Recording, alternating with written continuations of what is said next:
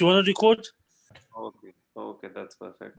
So, I mean, to start with, thank you to all of you for inviting me and having the patience uh, to listen and well, share your thoughts. I think it always makes me more nervous speaking to comrades rather than academics.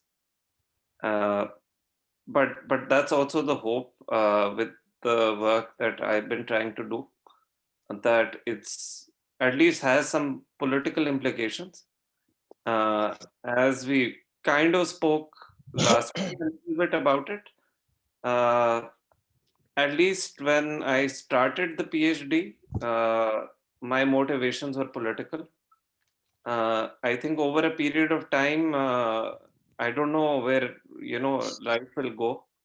Uh, so one can never tell if this process of committing to writing something transforms you from a activist to an academic, and what that transformation means. So I don't know where that will go, but to a certain degree, I think at least and that's also why I think there were a couple of I shared this. So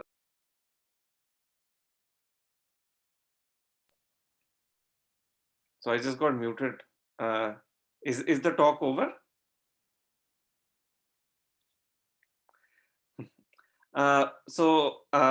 I'm no. So I was saying it's. I think this draft is not yet finalized. It's, I mean, very much in the process of editing, and just one part of the overall PhD, which is still in an even more unfinished place. So it will always good to have discussion on things that are not finalized, and frankly, I think whatever we write is one intervention in a much larger conversation, and it's the hope is always to spark discussion. So I sent the article or the paper, as well as a couple of articles which I wrote as more public interventions. So I mean, to the degree anyone got a chance to read them, I'll be interested in hearing comments uh, and sort of responding and engaging, and or at least hope it will open up a conversation. So what I'll try to do is focus a little bit on the paper first, uh, give a context to the Pakistan Kisan Ittihad, and kind of the larger sort of frameworks through which these new farmers movements are being read, and how I think they can be read or understood or possibly engaged with, but that's maybe not a question for the talk, but perhaps something we can sort of discuss together once we are done. So I think one of the first things to perhaps say is there are two classical approaches. I mean, by classical I mean in the contemporary period through which farmers movements are being read. One is from the subalternist school, and the other is from more classical Marxist political economy. Uh, the subalternist school uh, kind of ends up framing uh, farmers or peasants as one, agricultural workers as also one, almost through this idea of a communitarian identity, where the word subaltern that they used almost began to uh, also mask all kinds of class, caste, gender differences within whatever they would call subaltern populations, and it became an ever expanding category. And that kind of a perspective uh, has informed one approach to looking at contemporary rural movements that see them as some kind of subaltern communitarian sort of community resistance from the rural against the urban. But on the other side, I think, which, and I'm also trying to also say it in a way where I think these are severely limiting ways to see uh, these movements. On the other side, the Marxist political economy methodology uh, kind of ended up framing them as movements of capitalist farmers, which, and many of you would have heard the word uh, kulak movements being used for more recent farmers movements in the South Asian context. Uh, Now, apart from the fact that the word kulak was very specific to the Russian context in the early 20th century, uh, I think the word capitalist farmer itself is something that needs to be untangled a little bit more. This is not to say capitalist farmers do not exist, but I think the comparative that was set up, the peasant, was set up in the wrong way. I think there was a assumption that peasants don't engage in the market. Peasants are not oriented towards any kind of surplus generation, and because of those like very foundational were very much inwardly oriented towards this village community, uh, which is a myth that kind of actually in the Indian context actually very much informed a certain strand and still informs a strand of rural politics, which can be characterized as more Gandhian influences, uh, where the village was kind of seen as a harmonious community. And I think uh, there was this kind of assumption that the peasant lived in this harmonious community where all was well, and there was no space for struggle. And I think uh, while we may not, I mean, I will not go into detail in this talk, but we can talk about the fact that this sort of the Punjabi peasant in particular in the colonial period was a very resistant peasantry. So it was opposing colonialism, it was opposing the way colonial markets were structured, it was also opposing the way rural land relations as well as internal relations were structured. So it's to sort of complicate it a little bit more. Uh, so what I'm kind of starting off by saying is moving away from these frameworks uh, allows me to kind of hold on a call of saying deciding whether these movements are conservative or progressive, and instead it is more useful to pay attention to both the class and ecological contradictions uh, that exist within and outside these movements in the contemporary rural political economy.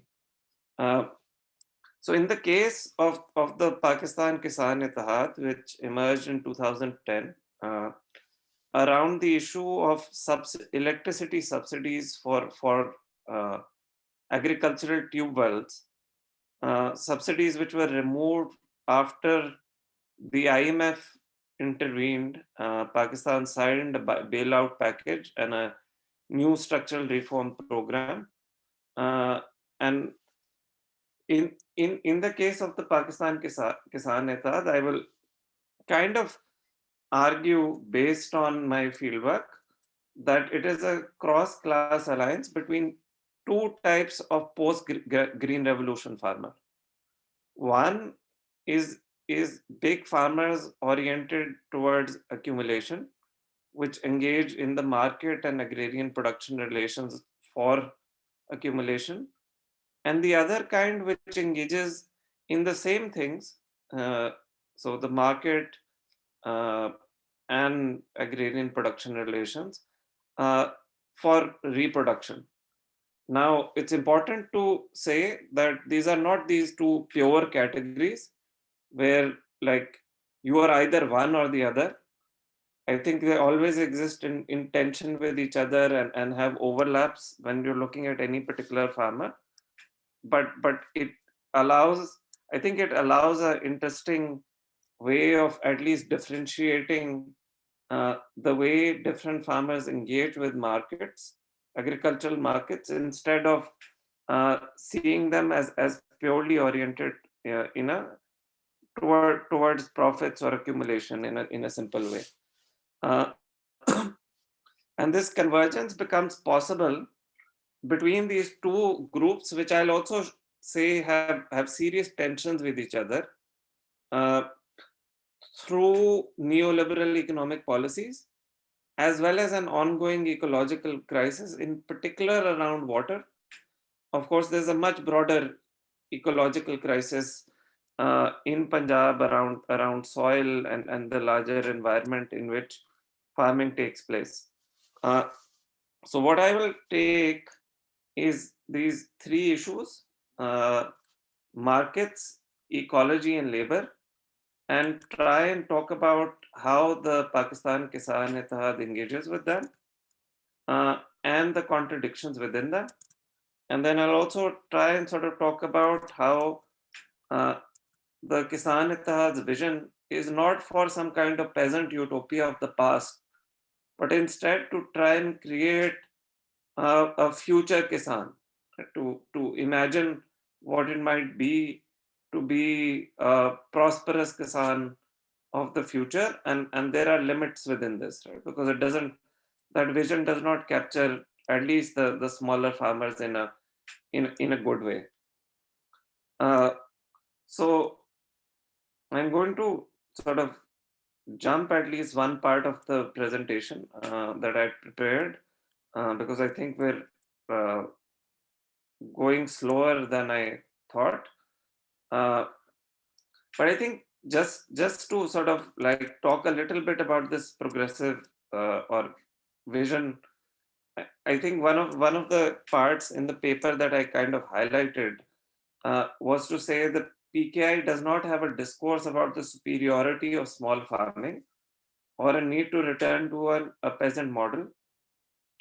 Instead, the PKI's politics and worldview are immersed within and directly engaged in a capitalist agrarian economy in which differentiated producers seek to find a space to address ongoing economic and ecological crisis of reproduction as well as capital accumulation. Uh, and so therefore the objective is to locate peasants, farmers, and overall rural and agrarian politics within modernity and capitalism uh, through a class approach. Uh, so just to talk a little bit about history.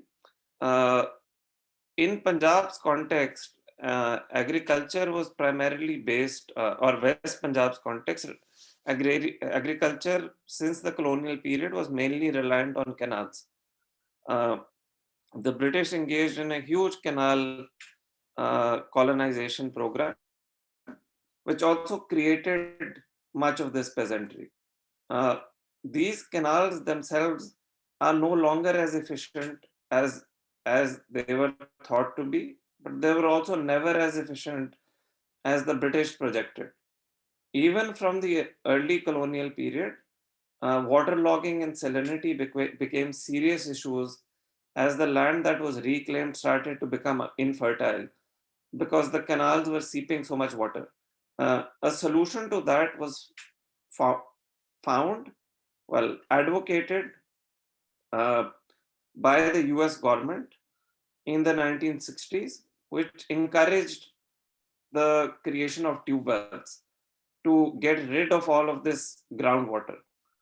So the Pakistani state in the 1960s actively encouraged, till the 1990s, actively encouraged farmers to switch from canals to tube wells, which also meant that a lot of the long-standing politics around canals was something they were trying to dissipate, because canals had been a long bone of sort of political contestation around water and agricultural politics in the Punjab context.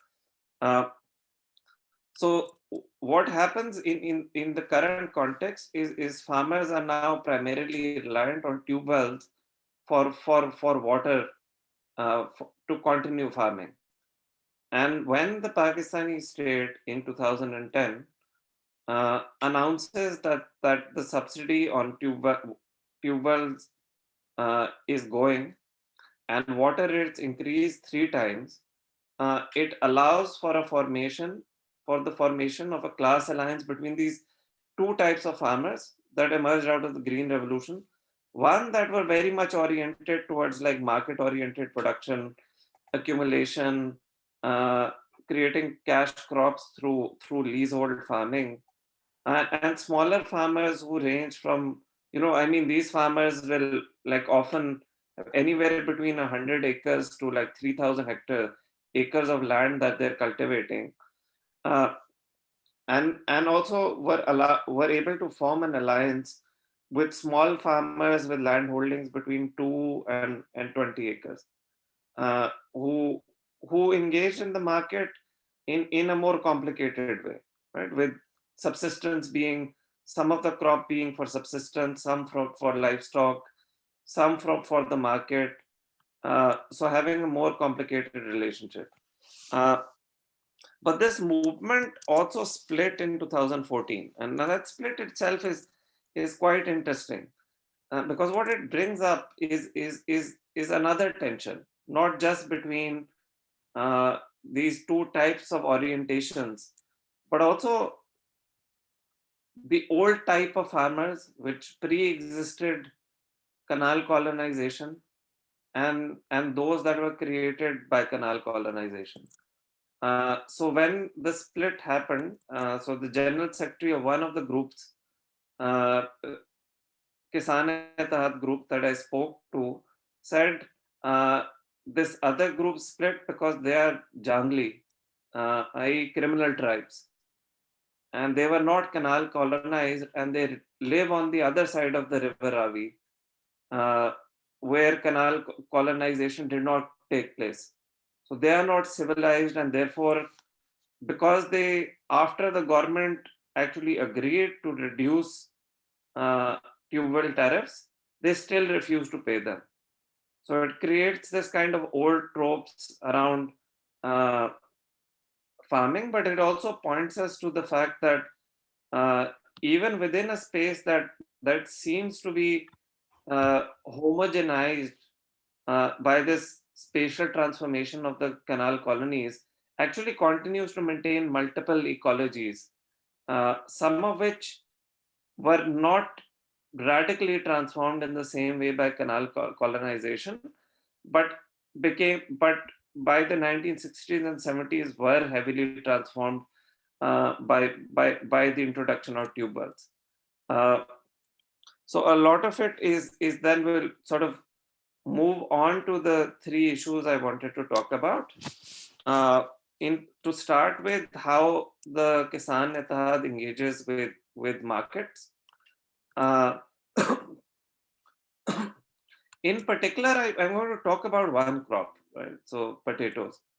Potatoes is kind of an interesting. I mean, one can talk about multiple crops here, and I'll be happy to engage in a discussion to the degree I know. Uh, but potatoes are kind of interesting because they're not part of the old sort of 1960s or the colonial period crops, right? In the colonial period, West Punjab had two primary crops, uh, cotton and wheat. Both were grown with the British Army and British industry in mind, as well as some, well, supply for India. But as we know, with the severity of famines that took place uh, during the colonial period, that in reality that Indian agriculture under the British was not for India. Uh, so then in the 1960s, major transformation kind of took place towards sugar cane being introduced as another major crop, while Uh, Cotton became important for Pakistan's new sort of import substituting industrialization policy under a military regime. So these two crops became major cash crops, and what farmers in the 2000s have started to do, but you'll find traces in the 1990s, is move away from these two crops, and move towards potatoes as a particular option. Uh, Partly, I mean, in a certain way, because uh, these new accumulation oriented, to use the word, leasehold farmers were actually growing potatoes and making a lot of money out of it. Uh, so what they were managing to do is, while small farmers were being dispossessed, unable to stay competitive, and leasing out their land or sometimes selling it, these new big farmers, well, were or were able to come in and take their land through leasehold, and grow commercial crops and be able to create a mechanisms through which they were able to generate huge profits. That meant that since the mid 2000s, uh, a lot of small farmers have also started moving towards potato as a cash crop to replace the old cash crops. Uh, what is interesting, of course, then is in a certain way this region that I was looking at, which is central Punjab, uh, is producing surplus potatoes, which means at any point during harvest, the price is going to fall. So what happens every time when the potato harvest happens is that the price falls massively below the cost of production. And in this particular context, the Kisan Ittihad is compelled to respond. And over a 6-year period in which the Kisan Ittihad has been protesting around potatoes, it has proposed a range of solutions, including subsidies for inputs, support prices, stopping potato imports from India, allowing export into Southeast Asian and Central Asian markets, as well as zoning certain areas for the production of potatoes to stop over cultivation. Uh, and it kind of keeps maintaining this kind of mixed dialogue where it wants both exports to happen, uh, based on its own choice, as well as stopping imports from countries that it feels are going to actually be cheaper. Uh, but overall, what it is also these protests that have created tensions within the movement. Uh, so, in particular, in for example, one of these meetings, when the potato protests were announced, uh, many of the smaller farmers actually said, "We don't want to protest for this. This is not our issue." And potato farmers are actually rich farmers, and they don't support us. Uh, and these tensions actually ended up manifesting in particular, when the actual protests took place, which were not as big as they hoped. So were actually maybe something like 5 to 10% of the people that they expected to show up.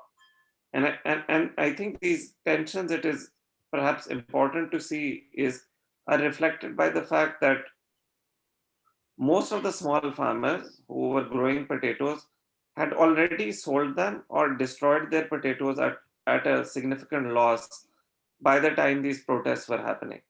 And I think this is a significant sort of rupture within these movements. I'll sort of jump on to the next issue of ecology. I think what the Kisan Ittihad has also been able to do is place itself as a mediator between the state and the sort of multi-class alliance of farmers around issues of water and access to water and access to state infrastructure.